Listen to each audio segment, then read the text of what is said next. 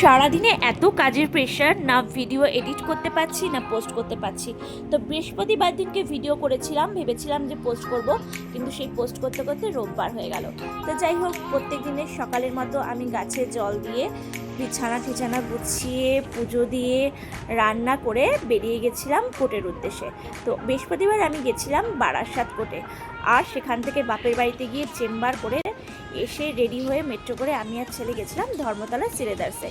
তো সেখানে সেদিন এত ভিড় ছিল, তার মধ্যেও আমরা মোটামুটি জুতো ব্যাগ সব কিছু কেনাকাটা করেছিলাম। করে তারপর এত গরম লেগে গেছে যে আমরা বেরিয়ে সবাই আইসক্রিম খেলাম, আর তারপরে ফুচকা খেয়ে বাড়ির উদ্দেশ্যে রওনা দিলাম। কেননা ধর্মতলায় এত ভিড় যে আর কিছু কিনতে ইচ্ছা হলো না। এদিকে ব্যাগ জুতো কিনে আমাদের গাড়ির সিট অলমোস্ট ফুল হয়ে গেছে।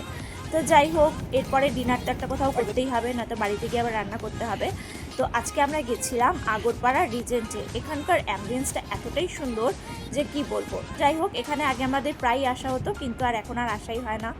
আর সারা দিনের ধকলের পর দেখো আমার চোখের তলায় পুরো কালি পড়ে গেছে। সকাল থেকে বারাসাত কোর্ট, বাপের বাড়িতে গিয়ে চেম্বার, তারপর আবার ধর্মতলায় কি শপিং, এখন এই যে দেখতে পাচ্ছ রিজেন্টে এসেছি।